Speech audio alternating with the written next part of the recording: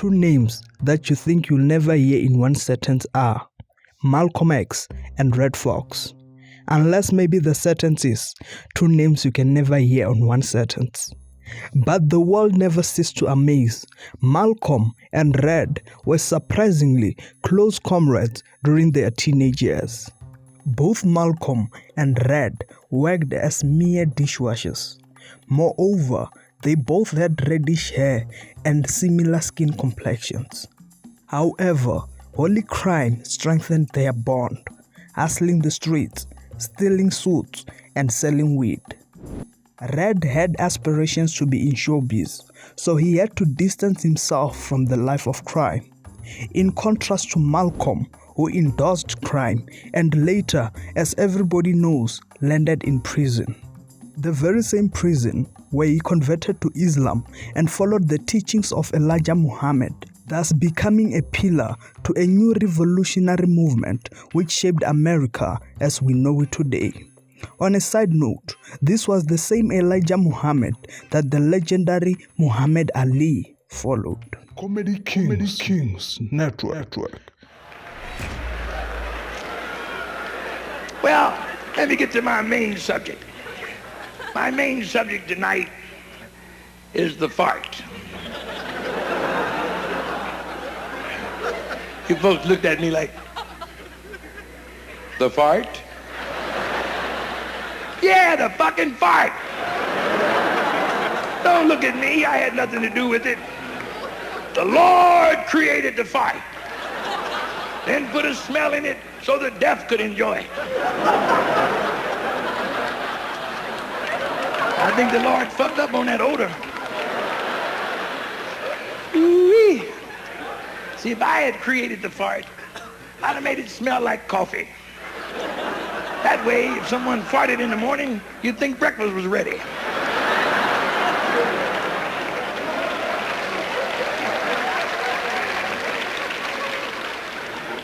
The Lord knew we needed the fart. How else did you eat a big bowl of beans, a side of cabbage, sweet potatoes, slice of raw onion, and some peach cobbler, and 2 Pepsi-Colas, and not be able to fart? Well, hell, in 2 days, you'd be a balloon. Speaking of Malcom X, the stage name Redd Foxx came as an evolution, which would have never happened if Malcolm and Redd never met. Malcolm was called Chicago Redd, and Redd was called Detroit Redd because of their reddish hair. Then Redd Foxx got the name due to his light complexion. Thereafter, he added the X in front of Fox to show that his shows are X-rated. To add the finishing touches, Redd added the D in front of Redd to balance it out. Speaking of X-rating, Redd's comedy style defied boundaries. Without any doubt, X-rating was an understatement. Only a few amount of people were ready for his sense of humor. In his early career, his albums were banned in a lot of stores, particularly at white-owned stores. In contrast to many restricted comedians, his art wasn't controversial at all, it was just straight out dirty. It is without doubt that many of his friends and fellow comedians tried to persuade him to change his comedy style. However, Redd stuck with his own unique voice. And more on Redd's unique voice and style. Stanford and Son was practically his baby. Redd starred as Fred Stanford, which is his brother's actual name. Just like Malcom X, Stanford and Son needs no introduction. It was a pioneer due to its original style, whereby Fox introduced a radical and revolutionary way to entertain the audience. The show had jokes based on stereotypes and prejudice, which was unprecedented during the 70s, thereby opening a new door for a vast amount of shows that we watch in present-day America. Moving on from its initial success to its later success. During the show's 5-year reign, Fox won a Golden Globe Award and received an additional 3 nominations, along with 3 Primetime Emmy Awards nominations. Though the show was a huge success, there were bad aspects behind the curtains. Redd was earning what he initially thought to be a fair amount. However, he became salty when he realized that some of the producers were making more than him on what he thought was his own show. Moreover, Redd thought it was racially motivated. Foxx became constantly uneasy about this and started to become passive-aggressive, which eventually led him out, thus stopping the show with 6 undone episodes. Before we continue, please give us a thumbs up as it helps us create more awesome videos like this. Redd's ups led to his downs. He earned a lot between 1983 and 1989. However, everybody knows Redd doesn't pay his taxes. John Witherspoon told a hilarious story on Joe Rogan about Redd's taxes. He said the IRS tracked Redd down for years until in 1989 they stormed into his house and took everything, money in his pocket and even a ring on his finger. Moreover, they seized his house but allowed him to stay in the house. To be ironic, they left him with a raw chicken in the oven to cook.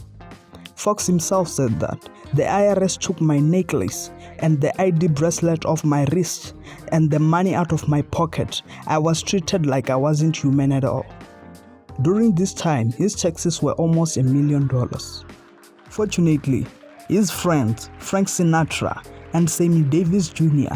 came to his club and performed for 2 nights with tickets sold out to help him get back on his feet. However, after everybody parted their ways, Redd still didn't pay his taxes. It was estimated that after his death, Redd owed about $3.6 million. Speaking of large amounts of lost money, taxes were not the only culprit. Redd was what we call a ladies' man, and unfortunately, he paid dearly for that.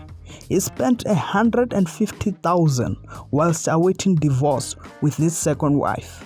Moreover, he paid $2,500 every month to his third wife while awaiting their divorce, and later paid a $300,000 divorce settlement.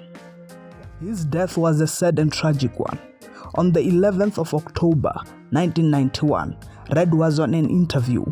This was during the time of the royal family show. Unexpectedly, one of the producers of the royal family stormed in during the interview, stopped everything, and demanded Redd to come and finish his last scene. Delary said that the scene was a simple walk behind a chair that anyone could have done. Redd became livid and started to argue with the producers. From the bloom, he fell hard to the ground. Delary came closer to him, and when he faintly said, "Call my wife," she said that she knew the situation was dire. And of course, they sent someone to walk back. And this man says, "Where is Redd?" And I said, "He's having an interview with Entertainment Tonight." I said, "But he doesn't have any lines here. He just has to walk. If he's supposed to walk past, he should be in here to walk past." So he goes in there, stops their shooting, and brings Redd out. And when Redd gets out there and finds out all he has to do is walk across the back of this that anybody could have done, he becomes livid. And he falls. Well, he was always doing pratfalls. And I thought that's what he did. Everybody thought that's what he did. And he was laying on the floor, and I leaned down to him, and I put my hands on him. He said, "Get my wife, get my wife. Get my wife, get my..." I said, "Somebody get paramedics, and somebody go get Mrs. Foxx." And they went and got her. And they pronounced him dead. And they put him in the ambulance, and we all got in our cars and followed him to the hospital. And he came back and stayed for 4.5 hours. Now we're all sitting in the lobby of the hospital, and the doctor comes out and says, "Mrs. Foxx, we've done all that we can do, and your husband is gone."